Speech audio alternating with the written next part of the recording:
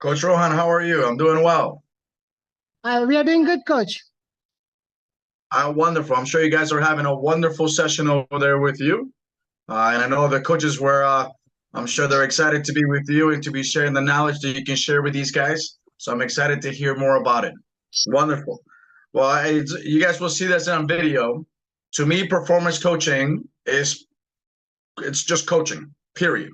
Okay. It doesn't matter if you're working with a player that's playing once a week or twice a week or 6 times a week, like most of our players here play. Everything's performance coaching. You're all going to watch a video here in a little bit that deals with how you treat every player should be you bringing your performance out when it comes to planning and communication and how you treat people.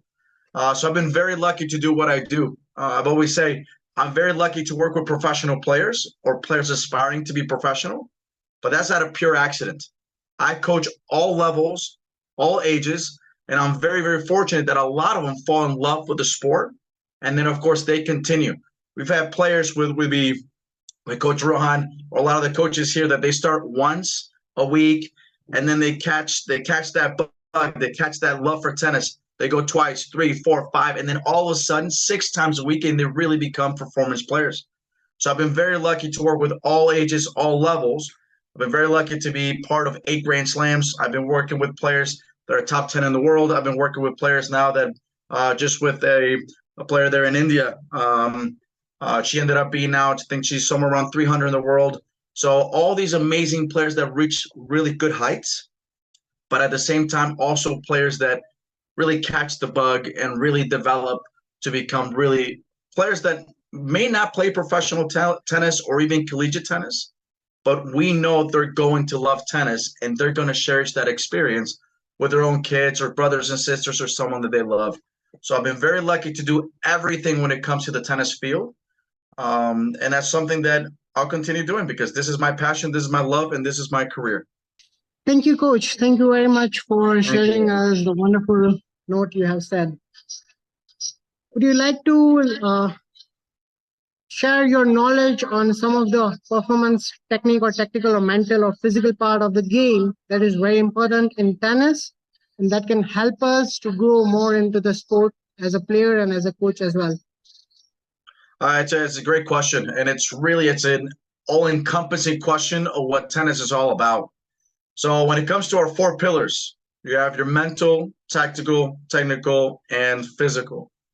Those pillars, the importance of them are huge, but some of them are more important at different stages of development.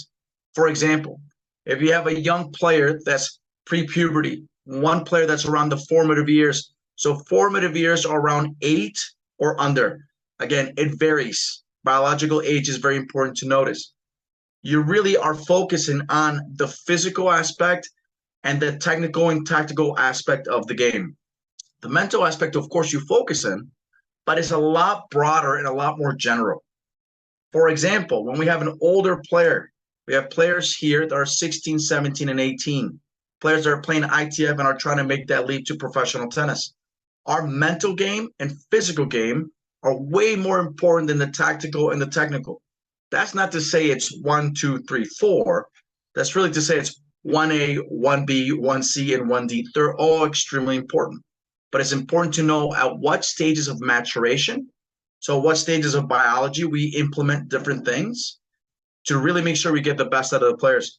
So let's go back to the formative years. You really want to make sure you hit the windows of performance when it comes to their physical maturation.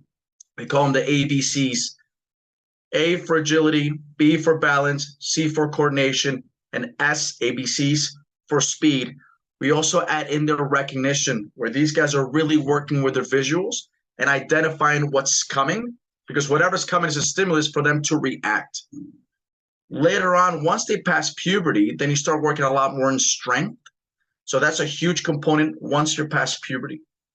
Again, once you deal with players that are older, you start working a lot more on the mind. The time between every point is crucial for the player to really develop an idea and an intention of what they're going to do the next point. So they have to analyze 3 things. 1, what they've done well. Always start with what they've done well. 2, identify what they have not done well. And three, identify how to fix what they haven't done well. But you start with the good, and then you finish on how to repair the stuff that they struggle with. So these are parts of the things that we do according to the age. But again, our performance players start from the age of 5 and 6. Even though they might play once or twice a week, we call every player performance because they're learning how to move, they're learning how to think, and they're learning how to play biomechanically a sport that's very complex. What else do you have for me, Rohan? Hi, Coach Cesar. How are you? Good to see I'm you. good. I'm good. Thank you. How are you? I'm doing very well. Thank you so much. So, hi, I'm Coach Avinash. And since you were talking about the ABCs and technical and tacticals, can you please tell me if it's difficult to coach female players?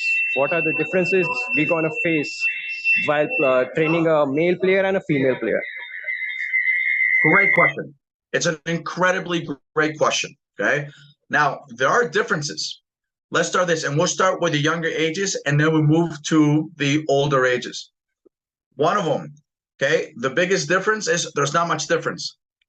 We have to make sure we treat them in the sense that whatever a guy can do, a girl can do too, and vice versa. Okay. We see that generally past puberty, females are more flexible than men, but males can get more flexible too. We see past puberty that men tend to get a little stronger than women, but women can also get stronger too. So yeah, let's start with the younger ages because this is a wonderful question. One, a lot of times we treat our younger female players as they cannot do certain things. No, the younger they are, the more equivalent things are. A 5-year-old boy is very similar to a 5-year-old female or a 5-year-old girl. Same thing when they're pre-puberty. So you want to treat them the same. Now, there's two aspects, and this is important. The way we communicate, a lot of times to your players, you should talk to your players as we're talking right now. Okay? You can encourage and be tough, encouraging, motivating though, never breaking someone down. So that goes, we cannot treat our boys in a way that we want to beat you down to make you tough. That's garbage. Okay, we want to motivate and say, hey, look, when we struggle, let's get you up. We can do this together. Same way you talk to a female also. Nothing wrong with it. We do see as players get older and they go past puberty, we do see biologically some changes, obviously. We know physically, because as tennis coaches, we should know this. Physically, women have wider hips, something called Q angle. So the wider hips, because women have children, men do not. Okay, the angle of the hips to the legs goes down a little bit. Okay, well, the men's are a little bit more straight. So we have to make sure that we really work on the strength of the hip abductors a lot more with females. That's one aspect. So this is something that we can all do the same, but we have to pay attention to different biological differences when it comes to certain sexes. The other aspect is, of course, females develop more of a chest than men.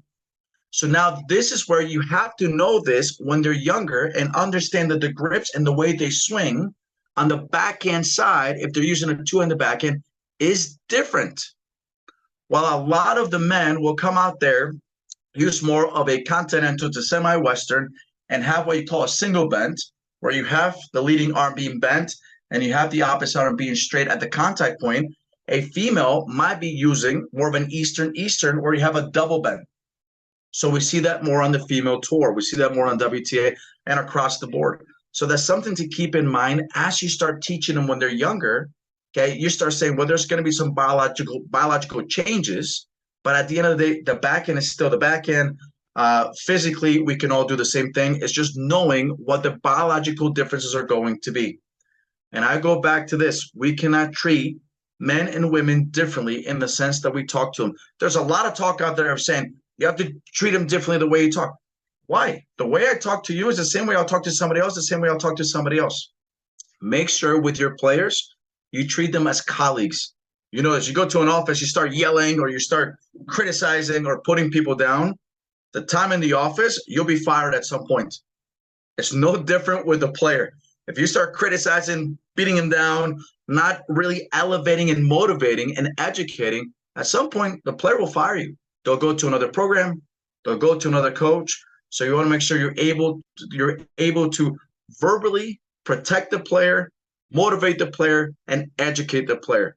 but we also have to know the biological differences to make sure our planning is really, really good. It's a great question. I hope I answered a lot of, because we can do a whole conference on this, by the way. Yeah, thank you very much. Thank you. Great question. Thank you. Coach Cesar, I hope you're doing well. Thank you, sir. Yeah, so my question is specifically related to the height. As we can see in top 100 of men's tennis, there are very few players who are under 180 centimeters.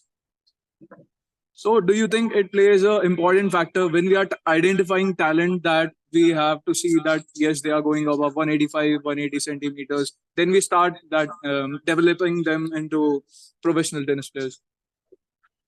Wonderful question. I literally got off the court 2 hours ago and I had this discussion. You bring up 3 great points.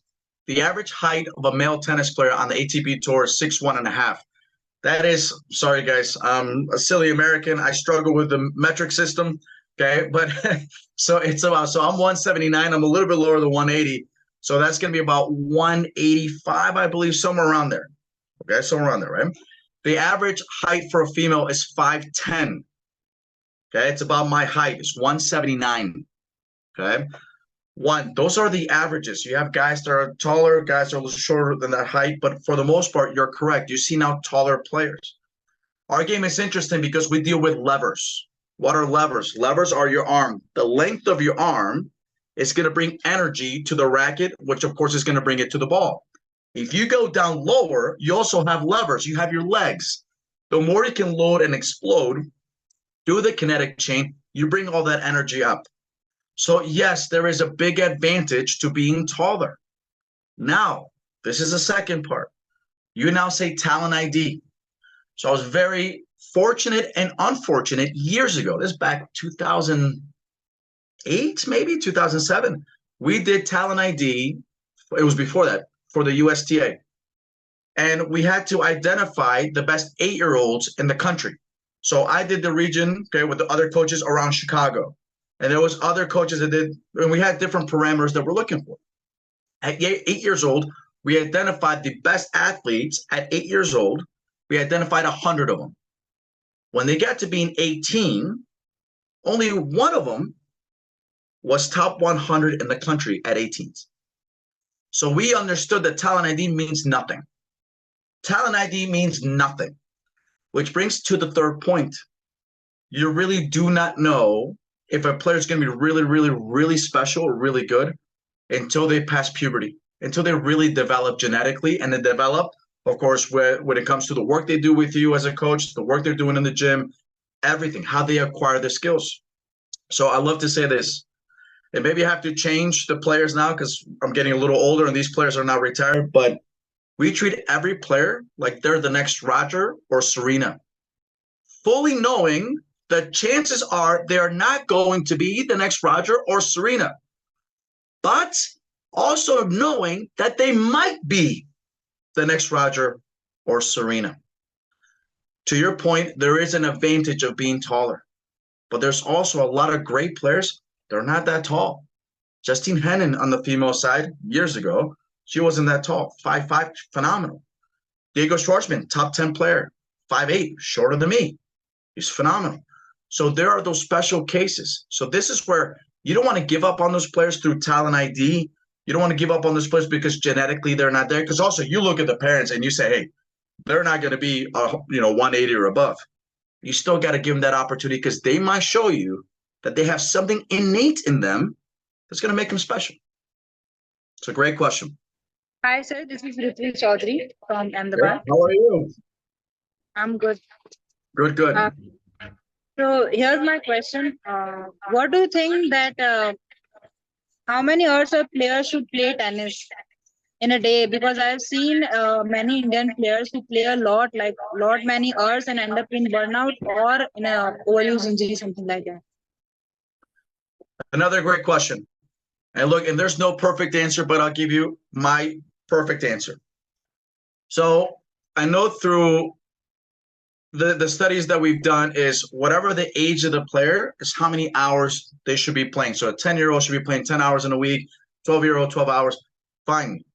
I also say this, and you have to control this. So take this with a grain of salt. I let players play as much as they want. If I have a 12-year-old that wants to play 20 hours, I let him play 20 hours. Now, the way we build those 20 hours are different because this is now tennis-specific training on the court. This is physical training that's tennis-specific off the court. This is mental training that they do where they have to do journaling. This is all aspects of the sport. Okay, so I like the player to push as much as they want to when it comes to playing. Now, if it's a younger player and they want to keep playing and playing, well, I also encourage them to also play other sports. Okay, to really, take that energy out or do something else that is going to be conducive to tennis later on as well. To give you some protocols that we have, okay, players right now, we're playing about 25 hours on court per week. We also average about 15 to 20 hours in the gym. Again, these are pro players or at least players that are about to make the jump. So that's about your age of 18 and over, okay? The younger players, well, to give you an idea, we'll say this. A player that's pre-puberty, okay, so a player that's 13, 14, somewhere around there, okay? You will do one session a day. You do a gym session, okay? And we'll say gym, that's loosely because that can be, doesn't have to be in the gym. It can be, of course, on the tennis court, but they're doing the ABCs as we talk about. They're learning how to technically do squats and pull-ups and sit, all these things, right? You do one session of tennis. You do one session of physical training, okay? You do about 30 minutes of mental, and that's it. Post-puberty, you have to step up the number of hours that you do. You want to do 2 sessions in a day. We average about 2.5 sessions on the court, or 2.5 hours on the court, the first session, about 2 hours the second session, and about an hour and a half in the gym. Okay, so it's a longer day, but this is post-puberty players, which leads me to the last point. I've always said this. Maybe the ego's talking now. I feel like I'm a very good coach. But let's just say you were my player and you come over and you train with me. And you train with me a total of 5 hours a week. But I also have another player that's playing and they love to play and they play 10 hours a week all by themselves. The player that's going to be better is the player that's playing 10 hours. Not the player that's playing 5 hours. Okay? So you want to make sure that the hours they play have intention. This is critical. Remember this phrase, deliberate practice. If you go out there and are just feeding balls, or you let the players hit and hit without any intention on what they're working, even if they're playing a ton of hours, it's not going to work out for them. So this is part of you planning as a coach, making sure that they have a clear vision and focus point on what they're doing, and make sure you keep checking on them and talking to them to see if they really acquire the knowledge. So then you're able to give them more knowledge.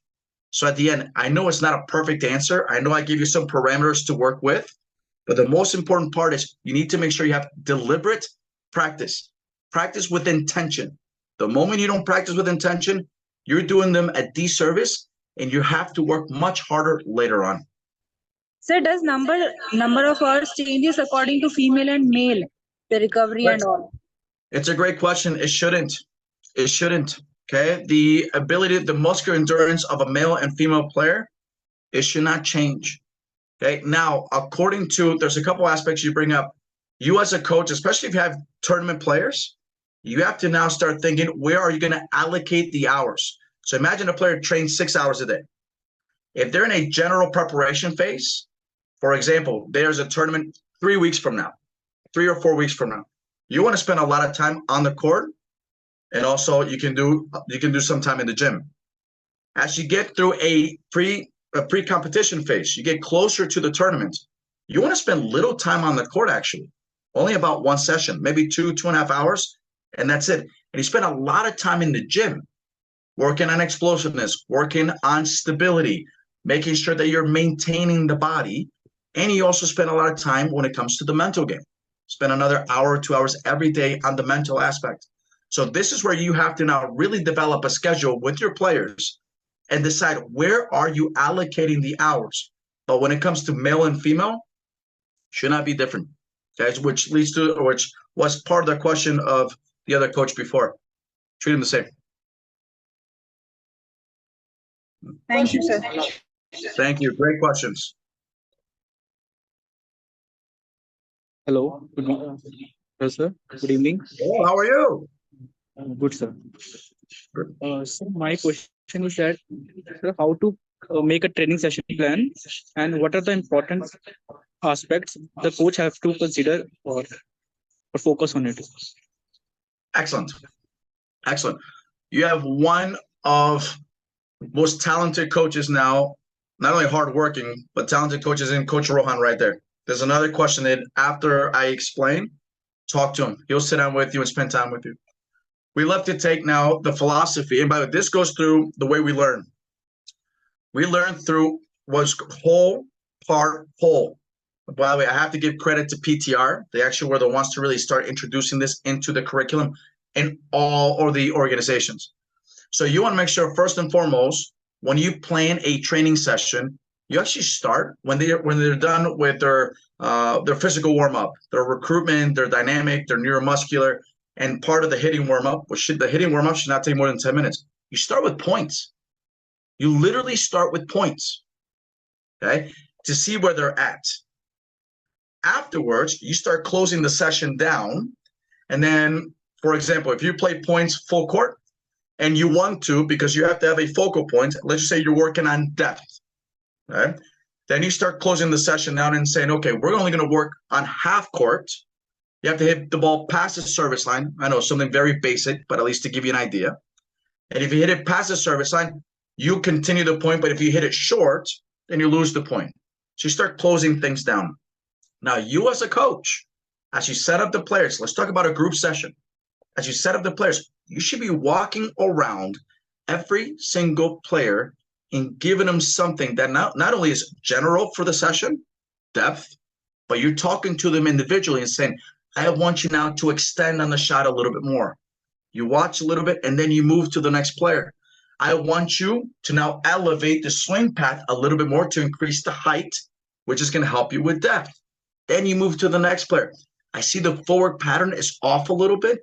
Okay, let's try to actually move into a square stance or semi-open or whatever it is, and you keep moving around. So you got two aspects. You bring a focal point to the general session, but you have to go as a coach individually and almost give them a private session. Each single one, you give them their own idea.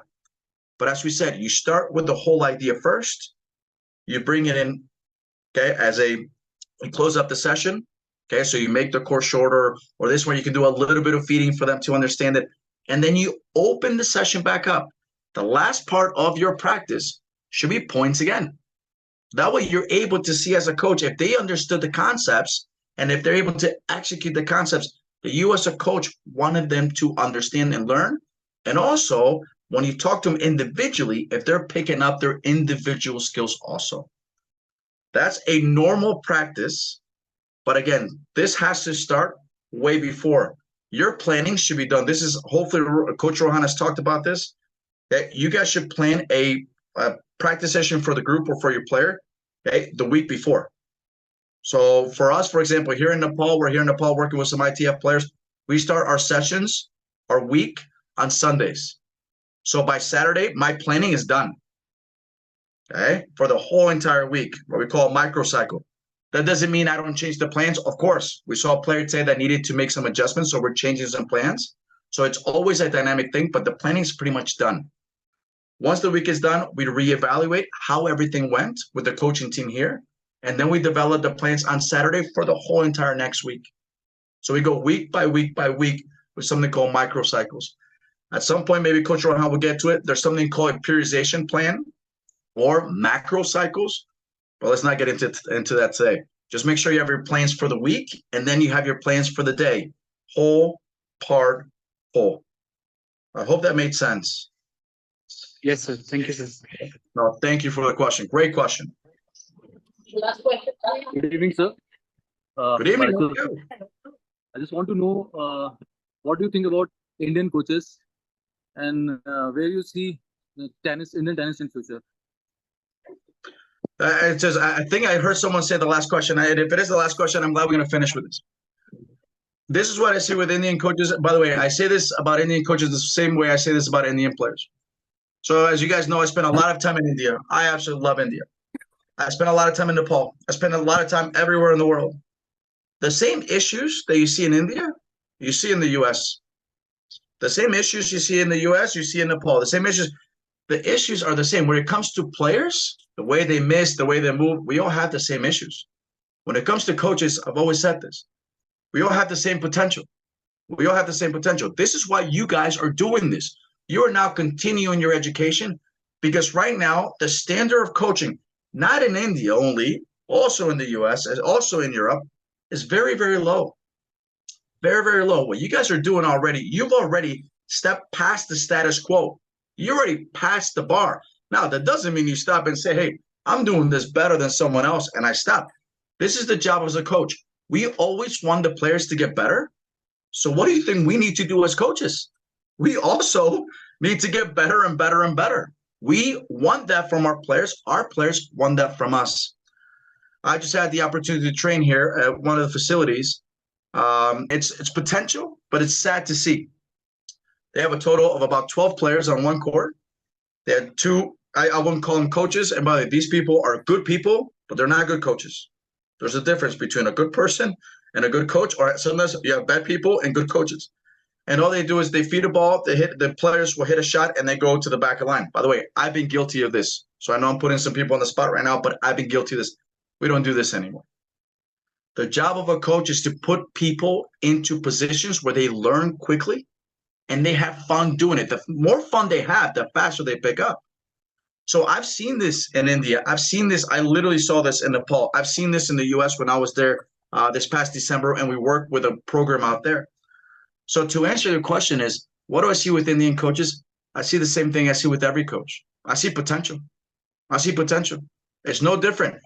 The Indian mentality is extremely smart. The American mentality is extremely smart. The Nepali mentality is extremely smart. We're all trying to get better for our players and also for ourselves. Where we are at right now with Indian tennis, it's improving, but it's improving too slow. It's improving too slow. And then hopefully with you guys doing this and continuing to have the desire to learn, you now have and equip some of the best information in the world where you're going to make an impact tomorrow. Literally, you go on the court and you start making changes tomorrow. But understand something, as you know this as a coach, changes also take time. The way you learn a forehand, it'll take you 3 or 4 years to really make it really, really good. And then from there, you're always enhancing. It's no different when it comes to a coach. It should be the same thing. So have the desire to learn, but have the patience to understand that the product will take a while to really be fruitful. It's a great question. Thank you. Thank you. Thank you very much, Coach Cesar, to give us a valuable lessons on performance coaching and professionalism. It was a great experience to be learning from you and a lot of learnings that you have given us today. Awesome, Ron. Well, thank you, Coach Ron. For your valuable time. I know you have a very hectic schedule. You're working a lot. To give us some time for today, that was a very big thing for us. A very big thank you to you. We are very grateful. Okay. Well, Jay, let me at least finish with my words. Okay, you let me know if we're done after. I want to thank you, Coach. I think what you're doing, I said this earlier, not only are you talented, but extremely hardworking. And what you're doing for Indian tennis, I think is a huge, it's a game changer. But also for the coaches that are there. Like I said, they are now, they've now dipped their toes in continuing education. But when I say dip their toes, that's what we're doing. You have to now get into the water and keep swimming, because this is a journey that never, ever stops. It's an ocean of information. As a good friend of mine once told me, okay, it's an ocean of information. So you got to keep swimming through it, keep getting information, because the players will appreciate you so much more. And what all of you are doing, you guys are going to be game changers when it comes to not only Indian tennis, but global tennis, period. So again, Coach Ron, thank you for having me. Absolutely. I love to take my time to speak with great coaches that are there just like you. And then I hope, of course, they take something special out of today. Thank you, Coach. Have a good evening. All right. Have a great rest of your day.